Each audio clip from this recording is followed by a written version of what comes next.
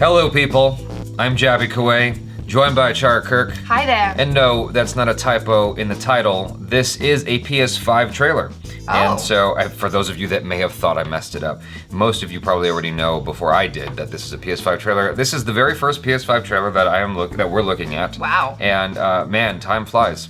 So it's called Godfall, reveal trailer. It doesn't have that many views, but because it's a PS5 trailer, I was anxious to look at it. I want to see what the PlayStation 5 supposedly has to offer.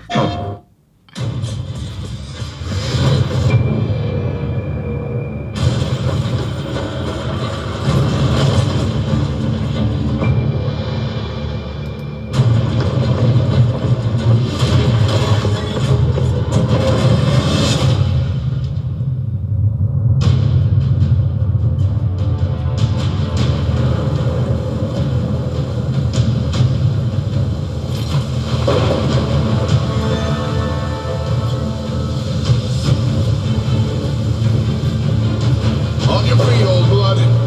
Not dead. Yes. 1,000-year war, just to start the apocalypse. Beautiful, deadly, right in our way. That's about right. No storm can stop us.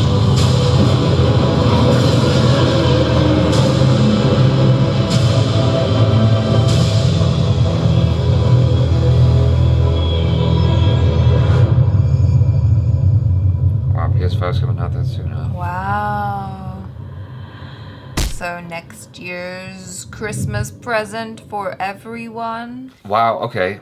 So, I didn't know if that was a in-game footage or if that was just a cutscene. Did I miss any text? Let me see real quick. No, I don't think so. Actual in-game footage. Oh, it is? Oh, Oh, no, wow. actual engine footage. All right. So, I'm imagining that means basically the same thing as in-game footage. So it just means in-engine means that that's what it's going to look like when you're playing it on your PlayStation 5. Yes. Okay. Yeah, I mean, Gotcha.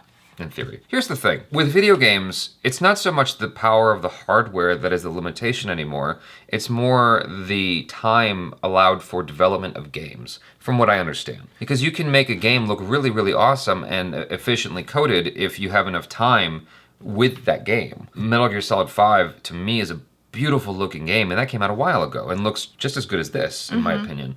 But maybe I'm You're looking at it through rose-tinted glasses. Maybe perhaps. I'm looking back at Metal Gear Solid fondly. It wasn't that long ago that game had come out. I had it on both PC and PS4, and it looked damn good on PS4. I mean, this looks gorgeous, to say the least. Yeah. But if you told me that this was a PS4 game, I would have believed you. If, like, you're wondering, oh, why didn't I kind of have more of a reaction to it? It's because I was just really watching it and going, well, what's the difference? Right. I don't really know if I can see a difference because we just watched a Ghost of Tsushima trailer and I thought that was stunning and that was beautiful too. And this I'm like, yeah. Right. Well, that Well- looks well, nice exactly, right. too. So I don't know, like, what is the upgrade here with the PlayStation 5? Well, the upgrade is more so, from what I understand, the condensed load times and stuff like that. Oh, okay. You can be in your game within seconds, supposedly. Like, it's just blitzed fast. All right. Comparatively. Like, you know, you've seen me go through it recently because I got some external hard drives for my consoles because I'm running out of space. There's a load up time. There's like a waiting around to get the game going. Yeah. And then, like, you know, between levels and stuff like that, when you're moving between levels in Borderlands 3. Whereas supposedly with PlayStation 5, it kind of cuts through that. I'm not a game dev, so I don't know the ins and outs of all this stuff. I don't know if that's all hype, because back on PlayStation 2, I believe, I was playing Jak and Daxter, and it would move gracefully between areas, and there was no detectable load time. Obviously, you're dealing with way more stuff, information now than you did on PlayStation 2. But I'm saying that was like cutting edge at that time. PlayStation 2 was the best of the best, and it had this seamless progression between areas. I don't know how much of this is fluff and how much of this is legit. I am excited for the next gen consoles, but I am typically an early adopter, and I've gotten burned for being an early adopter. So I'm not going to buy the PlayStation 5 right away or the Xbox 2, whatever the next one is You called. you say that now, but let's check in again this time next year because I'm almost certain you're going to be so excited about the PS5, you're going to be pre-ordering that. If they have, grabbing it. they need to have games. If it's going to enhance my current gen games, then I'll probably get it for sure. If it's going to enhance all the stuff on my shelf, if it's going to make Ghost of Tsushima look even better than it does in that trailer, then yeah, for sure. If it'll load all my PS4 games faster, then yes, I'll do it. This feels like a trailer that was more inviting a discussion about PS5 than the trailer itself. Yeah. Now, speaking about the game, you're very much into fantasy, right? I am. And Yeah. so I thought that this might appeal to you, but you got a little No, well, the thing is, like, A, I was distracted by just kind of trying to see what the difference was, and B, there wasn't really much of a story. Like, you started getting the backstory, and then the trailer ended. And so I was just like, oh, okay. Yeah. Well, I mean, it looks cool. I like their costumes and stuff, and the voice acting was really nice, but one of the things that I really enjoy about fantasy games is the fact that there is a story that hooks you in. Right. So I want to see more of that. I was sort of getting this fantasy / Halo sense. I mean, for some reason I got Halo vibes. I don't know why. I don't know if that makes any sense to anyone else.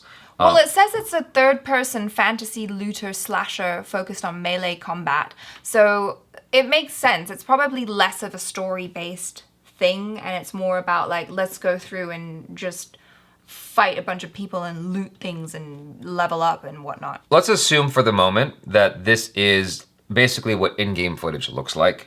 If it has that level of detail with all the particles flying around, like, 'cause they're trying to show you as much elemental stuff as possible, right? Right. You've got the leaves, you've got the rain, you've got these little sparks going around, and you've got the details of the guy's, like, the contours of his outfit, and you're seeing it in very clear detail. Now, again, if you told me this was PS4, I would have probably believed you. But the thing is, marketing for PS4 and delivery on PS4 are two different things. If this is what delivery looks like when you have the game at home in 4K resolution or whatever the case is, I care more about frame rate than resolution, but if this is what it looks like when you get it at home, and this is what it looks like when you're playing and whatnot, that is pretty mind-blowing in terms of graphic, power. That is pretty impressive if you're able to do all this without a hiccup, because oftentimes when you introduce so many elements, so many particles, when there's just so much going on in a game, it will slow down because the game system's trying to keep up or whatever the case is, and you're trying to fit all that power into this little box. I'm excited for the next generation of consoles, and I'm very much hoping that it is able to deliver something that very much distinguishes itself from the previous generation. Yeah. Because even with PlayStation 4, I had a hard time sometimes distinguishing early on between PS4 and PS3 games. Right. And it was almost like, well, do I need a PS4? For the longest time, I was like, I didn't feel like I needed one because I was able to get the same games on PlayStation 3, and they looked pretty darn good still. I'm hoping that you do find a very clear distinction between the two consoles. That's, in large part, what would keep me away from buying a PS5. Is Right. that it's just like, well, it Well, looks why? the same. Yeah, exactly. Nevertheless, we can't really say anything with any level of certainty whatsoever until we've actually, played it or seen what's it called, Foundry, Digital Foundry. I forgot the name of the company, but they're the like go-to people for everything now. I think it's Digital Foundry. They do the tests and whatnot, and they show you the frame rates and everything, and they're like thorough videos. They're like, yeah. Anyway, you guys, thanks so much for hanging out. Hopefully you enjoyed some of that. Be sure to check out ACHARA KIRK for all her thorough gaming information on her YouTube channel. And subscribe if you haven't already. Hit that bell icon so you get notified every time we drop another video. Check out our other reactions, reviews, short films, vlogs, and interviews. I am Jaby Koay. This is ACHARA KIRK. Peace out.